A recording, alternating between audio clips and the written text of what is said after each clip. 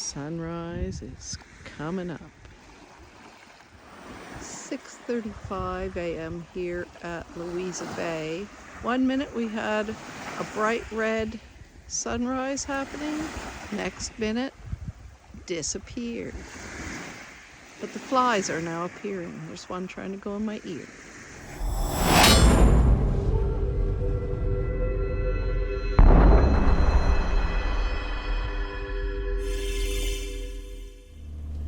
Had this all to ourselves, which was awesome. Jill is trying to remove some of our friendly flying friends. There's flies trying to come in the window as we're flying.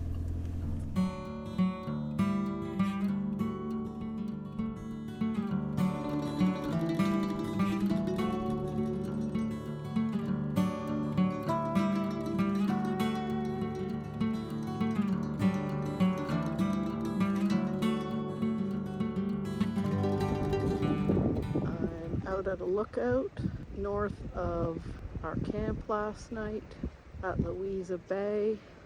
There's a fisherman down here on the point.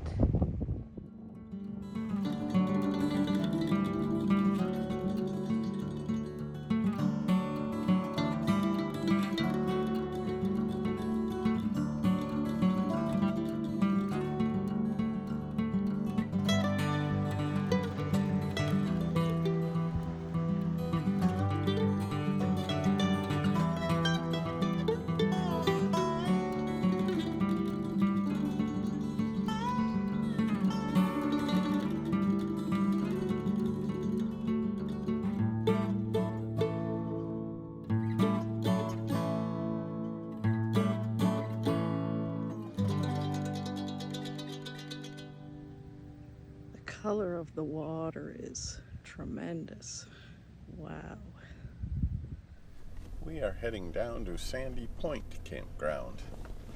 Boy, look at the melon holes in this track. Holy cow cats. We are coming out to the end of Sandy Cape camping area, or the track into the camping area.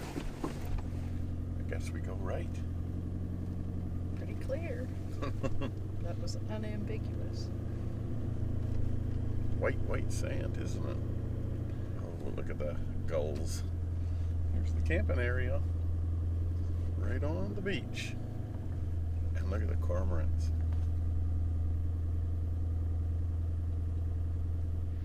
Jill is walking up to these birds to see whether she can get a video of them. She's getting pretty close. Have a look at the clouds in the sky as well. Stunning.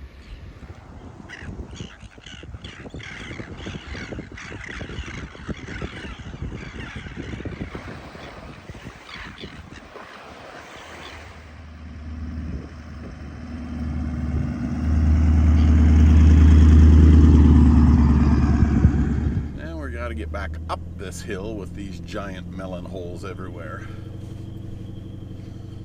Holy moly, they're freaking huge.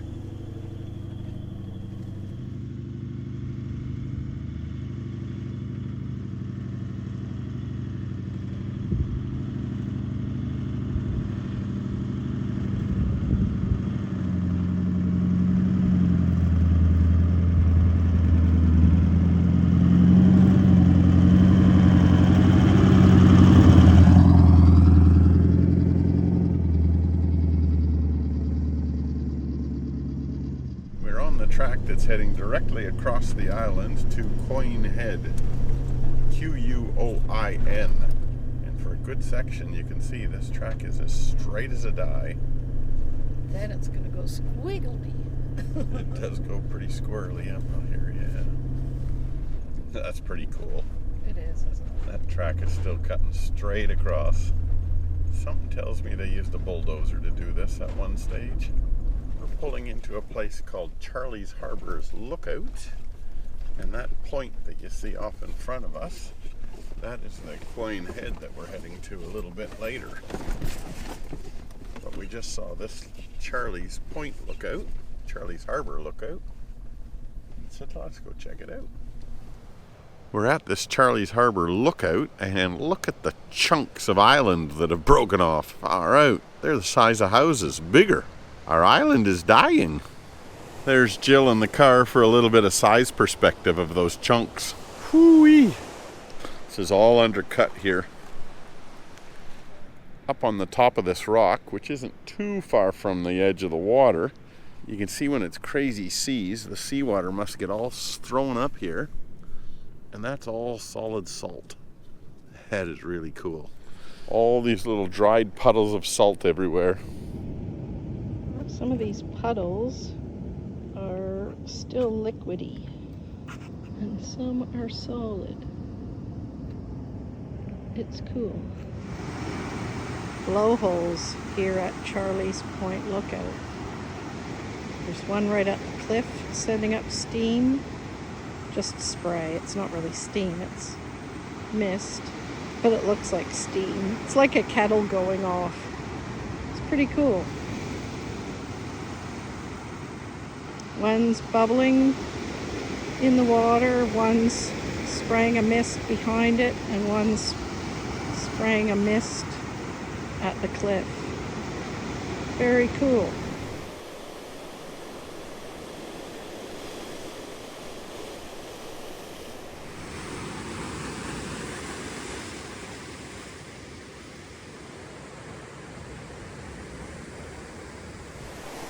There's Corn Head out there where we're heading next. There's the track to Corn Head in front of us. We're not far off now. Less than a kilometer, I would say.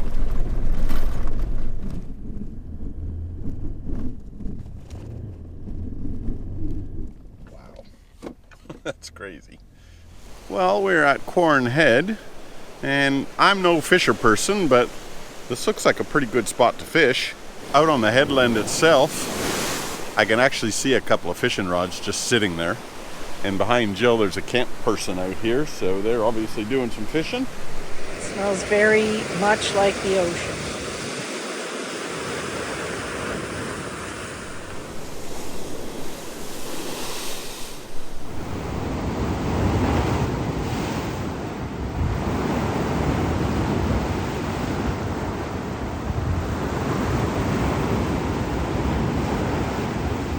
Gone past the Coin Point Lookout because there was a track up here, and it's like another land. The drone's just going up over that hill.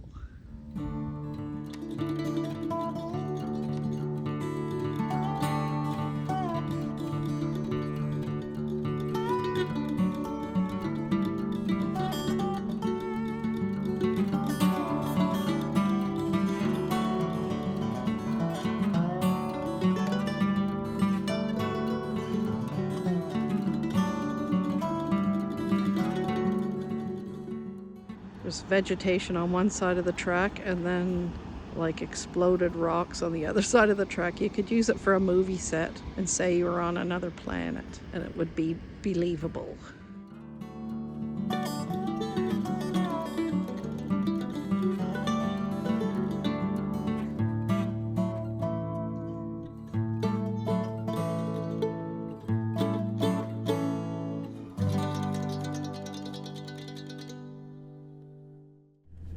We are on the middle track that cuts right through the guts of the island at the moment, heading north. And have a look at this paddock. It must have been grazed at one time, and the vegetation hasn't recovered, and it's still all grass. Not green grass. No, you wouldn't want to drop a match in that. Holy cow cat, look at that track. Oh, that looks cool. Straight forever and ever and ever. Old stock fence, old paddock, and there is the track as far as I can see. We're still on the central road heading north. You can see our track peeling off to the 11 o'clock position. The track has been pretty good actually. It's corrugated, but we've been maintaining about 30 to 40 kilometers an hour. There is nothing to see on this central track, so it is basically a place to get from point A to point B. The vegetation changed just before your eyes. It feels like we're in a peaty bog in Tasmania, but it's really dry. This reminds me of Tasmanian type tussocks. It's very interesting, but it's quite monotonous. And it's not wet at all, like it would be if we were in Tasmania. You can see sand dunes in the distance, and we're heading toward sand dunes as well. Oh, I think we've got another danger you're going to die on the sand dune sign. Vehicle risk area. No dying. That's a car going off a cliff. Nobody's been on this for a while. There's no car tracks. I got it flagged so you can follow it. Yeah, the wind would be shifting it constantly. Yeah, sure would. These look like a mouse would live under every single bush thing. Or multiple mice. I guess the track just keeps going straight. Follow the stick. Follow the stick, yes. Helps when you can see the next stick. It does, doesn't it? Where's the next stick? I don't know. Oh, there's the track. Yep, you're going the right way. Oh, that's cool. Yeah.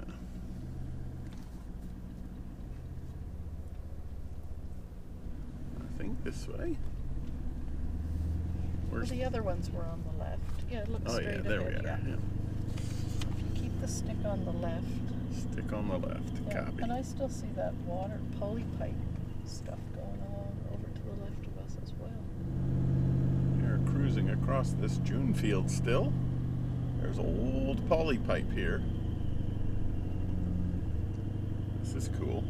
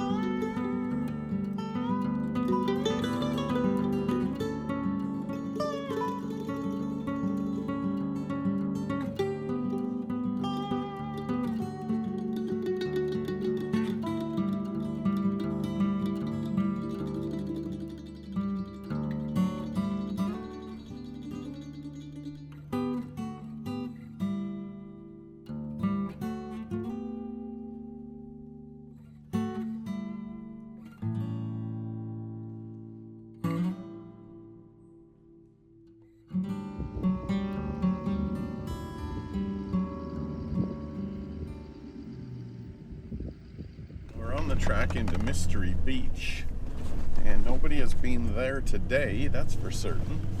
Maybe longer. We have driven pretty much the entire day today and seen no cars, so that has got big ticks for us as far as DHI goes. Once we get up to Mystery Beach, I'll get the camera out and I'll explain to you why it's called Mystery Beach. Until then, it's a mystery. We have arrived at Mystery Beach. The reason they call it Mystery Beach, I know you've all been sitting on the edge of your seats, is because apparently the currents bring a whole lot of flotsam and jetsam up here onto the beach. And you can go for a little bit of a scavenge or a walk along the beach, and it's a mystery because you never know what you're going to find. And this is an example of the sort of shit.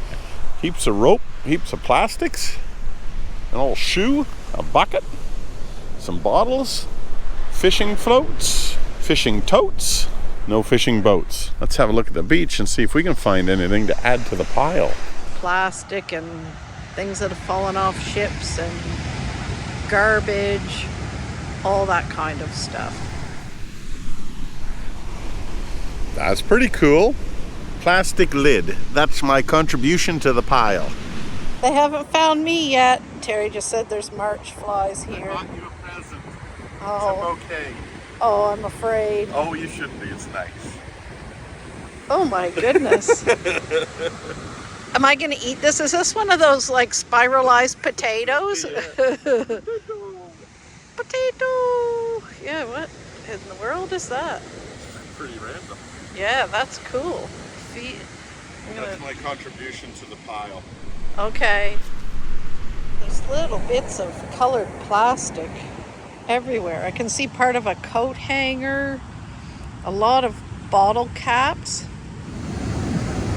I'm walking out here to pick up this piece of red plastic. I've got other pieces of rubbish in my hand. Jill's got a reasonable handful of flotsam and jetsam. I found a wheel. And Philip, I know you said that these were used for something. I think something to do with birds. Yeah, birds chew on them, I guess. Mate, there's hundreds of these, thousands of these on this beach. And big ones too. Look at the size of that sucker. I have a gift for you now, Terry. Oh, that's even bigger. I like it. I will cherish it forever. Okay. Yoink. Terry and I call these the tribbles. Anyone who watches the original Star Trek knows about the trouble with tribbles. Yes, they would. And they're not even prickly and hard like everything else in Australia. They're everywhere, like the whole bushes are full of them. Triple bush. Bazillions. I'll go pull one out right now. We now find ourselves on a track to what is called the Block in the West Point camping area. It looks like there's actually toilets there. Or some sort of a structure anyway. Here we are at the Block, also known as the Hartog Hilton. These are little shelters that are provided for campers and fishermen. Nice. And of course everybody's got to put their bit of graffiti on it, don't they? And here's where the Block campsite got its name. And the giant rocks that are up here, they think were washed up here in a tsunami, which tsunamis are 700 kilometers an hour and obviously tremendous amount of water, and they believe it's thrown the rocks up here. There's been 2 tsunamis previously in this area that they know of. You wonder how far that tsunami would have washed up into those foothills. Oh, yeah. I'm walking along this massive rock shelf that goes down to the water. It is just this giant slab of, I guess it's limestone. And here we are at the water's edge. I'm on the steps of the, fly up my nose, Hartog Hilton. Terry's just leaving the Block. Kind of a dreary day. It's a most pleasant temperature, but no cool clouds or anything. There he goes. We are in the last 5 kilometers until Cape Inscription. And it is up in front of us. I just caught a glimpse of the lighthouse. Keep your eyes on the horizon, folks. Ta-da! Cape Inscription. In 1616, that is when Dirk Hartog climbed up to this point, and he left an inscribed pewter plate. And this is a replica of that plate. I'll put the drone up a little bit later, and they've made a cement pad here for me, so that was nice of them. Okay, 1 drone on helipad. Nice. There's our Cape Inscription lighthouse, the most northerly point on Dirk Hartog Island. The lighthouse was built in 1909. It was originally fired by oil, and then about 10 years after it was built, they fired it by gas, and now it's solar powered. This here is the lighthouse keeper's quarters. It was built around about the same time as the lighthouse, of course. It's pretty flash. I reckon somebody's restored it since then. Those handrails don't look like 1910 to me. Someone hung up a clothesline and left clothes pegs here on the lightkeeper's house. An empty room. It echoes a lot. Somebody was up here in 1934. There we go. There's a fireplace. This looks like a pantry. And let's check out what the center room in the building holds.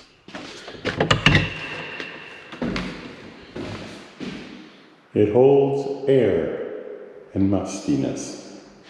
According to signage, this building's now used by national parks when they come up and they do the enumeration of loggerhead turtles and do their loggerhead research. Not bad accommodation. Wouldn't get a lot of light pollution. I'm gonna come downwards here. You can see the cliff is falling away. Hopefully it doesn't fall any further while I'm standing here. Oh, hi, fly.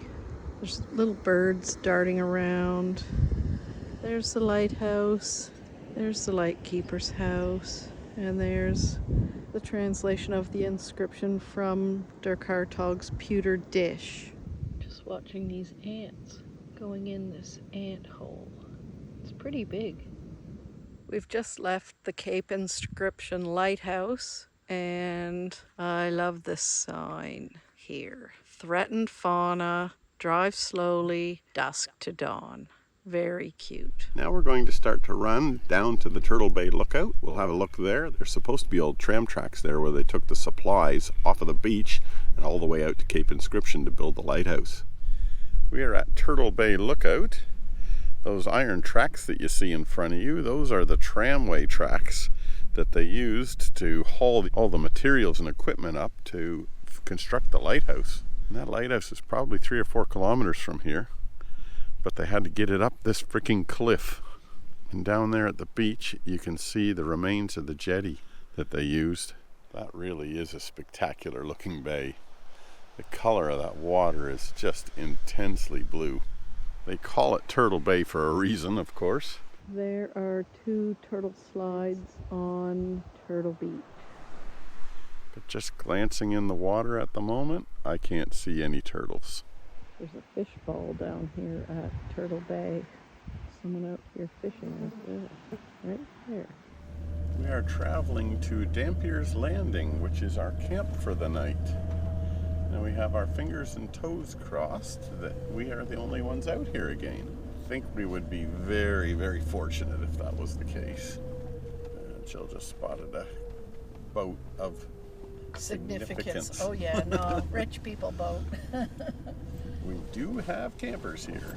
Is there anywhere else to go that's not too far? Oh, this is very enclosed. Yeah, it is, isn't it? Let's have a look. 8.2 kilometers away. I think we give it a go. Camped up on our beach camp, and the sun is going off for us. How amazing.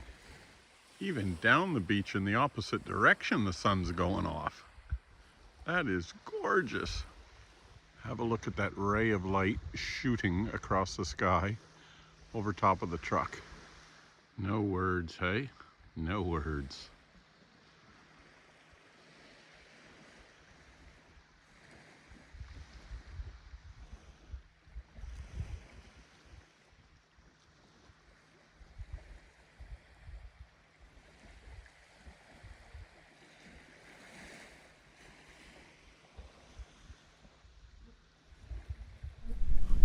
We're sitting here having a bit of breakfast. You'll remember yesterday being all cloudy and a wee bit gruesome. Not today. Check that out. There is not a single cloud in the sky. Okay, we are leaving our Sandy Point camping area, and we're actually going to head back north up the island for about 8 or 9 kilometers to the Whitnell camping area. We drove past it yesterday because we wanted to make it to camp. And we just want to go back there and check it out for maybe another day, or for maybe you guys who might be considering going out there. But Sandy Point, rate it.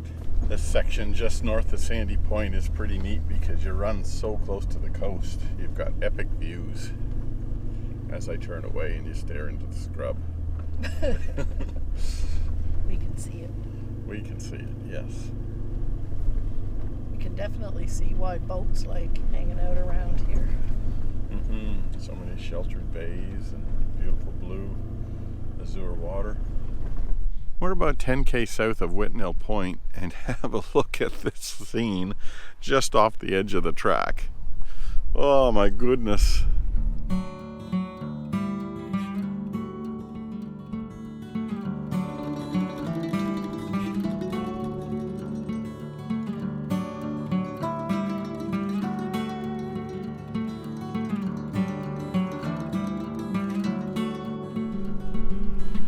If that's not a postcard, I don't know what is. Far out. I can see a cormorant out there diving at a fish bowl. He's having a great day, just like us. What a beautiful island.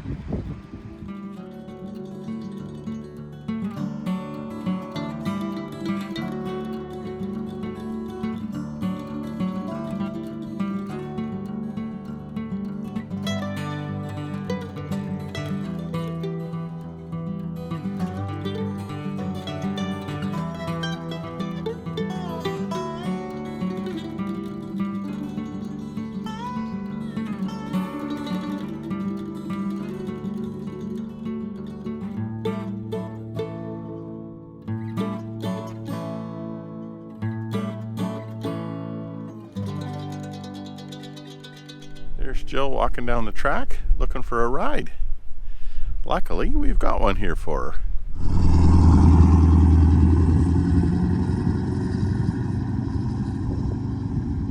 We are coming up to the Whitnell Point camp area, and it is swampy through here. Now, we're not going to camp here overnight, but it wouldn't surprise me if there's a few mozzies and midgies around here. And the toilet is sitting up high and proud. A beacon of poo hope. This is Whitnell Point. We've obviously got toilet up here on the top. Camp areas down there on the beach. There's that really shallow bay there. That's where I would be worried about mozzies and midgies. But it is pretty exposed. You know, we've got the wind right now blowing straight in our face, and there's nothing to stop it. It's whipping through here. Not a bad spot, but certainly not my top pick. Okay, that's blue. Beautiful blue. Can't stop looking at it, but I might shoot off the track into the drink. You know how you steer where you stare? We are on Coin Bluff South, which is on the west side of the island. And we were over on Coin Bluff, I don't know which one it was, but it was a Coin Bluff on the east side of the island yesterday. This is probably one of the last tracks that we've got on the island before we get all the way south to our final camp spot, which is the Salties camp at the resort area. We have done a pretty bloody good job of checking out everything this island has to offer, except fishing, because we're so crappy at it. There's a beach here, which we will go down and access shortly. There's a little track that goes down to that beach. We're walking out to the end of Coin Bluff South. It's just a little tiny, almost an animal track from the little roundabout where we parked up at. Whole stack of cormorants down there drying their wings. That's kind of cool.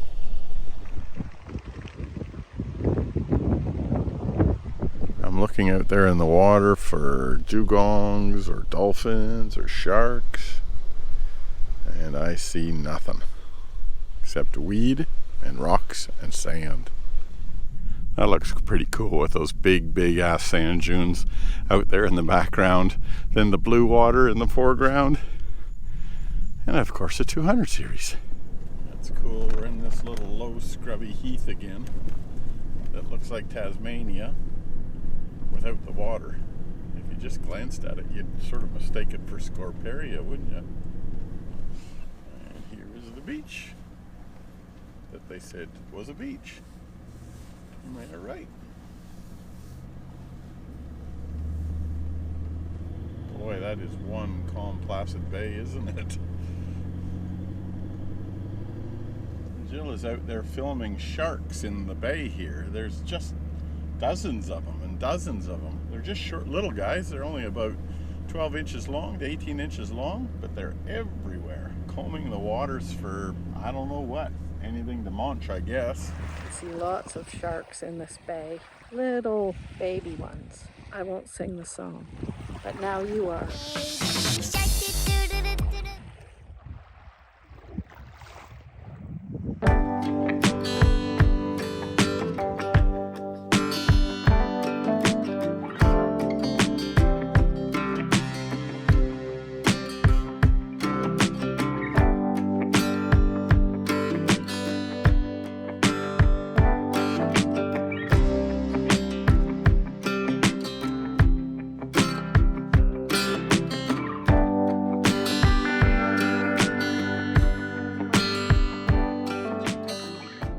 that was pretty cool with all those sharks along the beach.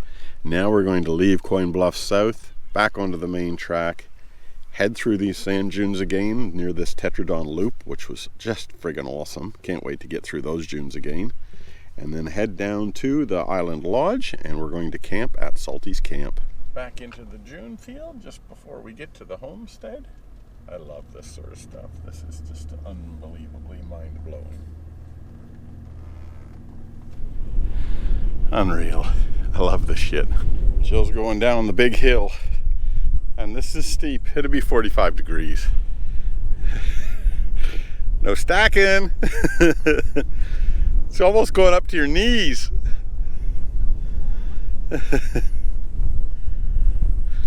Oh, that is soft. Finest of fine sand. We are going to climb up that big honkin' sucker of a dune and walk down the sharp part of it. Jill's just got to the base. Looks like she's burying her shoes so they don't blow away. And she's heading up. Start an avalanche here.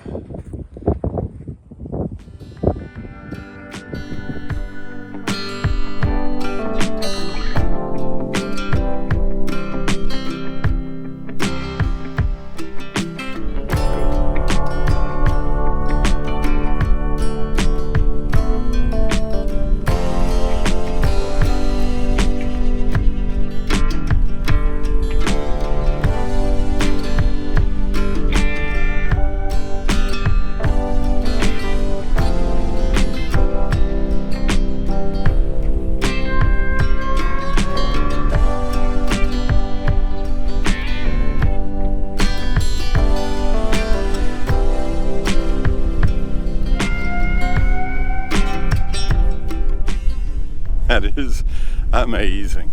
The way you've got this giant horseshoe shaped dune and this 45-degree angle sand slope down. Jill is going to run down the face of that dune. I'll stay here so we can get the angle of the dangle, and then I'll head over there and do the same thing. Hopefully it doesn't swallow her up, because this sand is soft. She's going up to her knees, past her knees. Big strides, big strides. That's awesome. There you go. That's how big this dune is. Far out. That's impressive. I'm down in the bottom of the sand dune now. Terry's walking along the top. You can see the sand blowing, and I'm just showing you for scale. Here we go. Down the dune.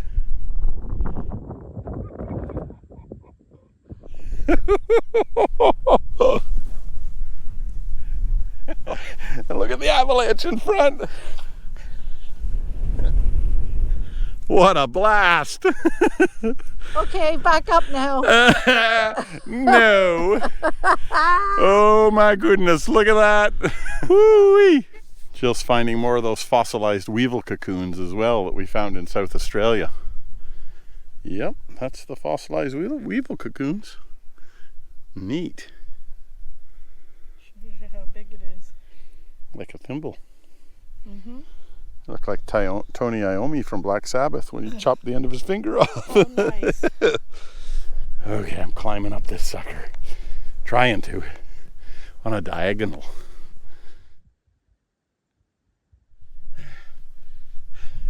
Legs burning. Need oxygen. Sand blowing in face.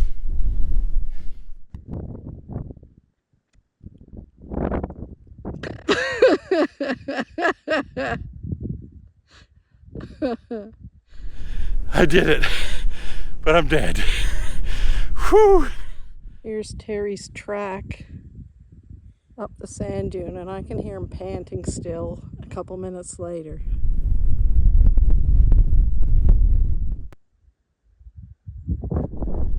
Here's the truck off in the distance. Again, just give some scale as to the enormity of these dunes. This is what Salty's Camp looks like, and it's pretty bloody good, I got to admit. The sites are nice and far from one another. You're right on this beach on this little sheltered bay, which is pretty awesome. And if you want, you can do some glamping. Over there is a glamping tent. There's two of these in this resort, and you can book those out, and they've actually got a little kitchenette in them, and they're sort of self-contained. Along the beach there is a bar. Be sure to stop in there and have a cold beer. It is bloody awesome. And in behind the bar is the accommodation, the Flash accommodation, which we haven't seen and we're not going to see. Looks like Jill's finished making our lunch, so it's time to pack up and leave our island home. Well, our barge leaves in about an hour's time, so we are now going to leave the lodge. We're going to run south all the way down to Cape Ransonnet, take our barge across, and that will end our time on Dirk Hartog Island. It has been amazing. It's time for us to say goodbye to DHI. We are dropping down to the beach very shortly and catching the ferry back over to Steep Point.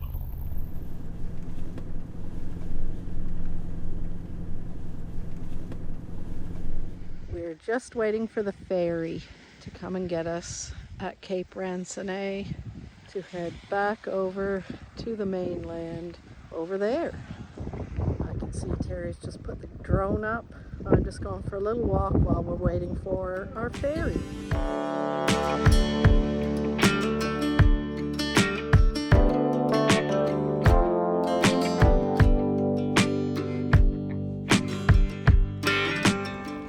See little fish swimming down in here.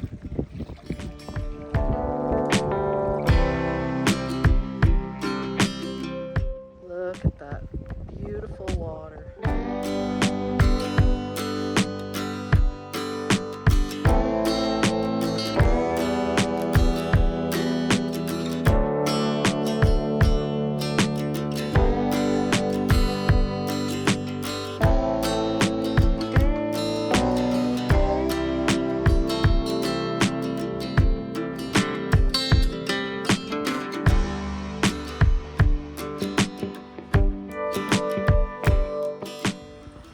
Just filming how absolutely clear that water is. Sitting here at Cape Ransonnet waiting for our ferry, and of course Jill is out there collecting rocks and shells to weight our truck down. And here comes our ride now.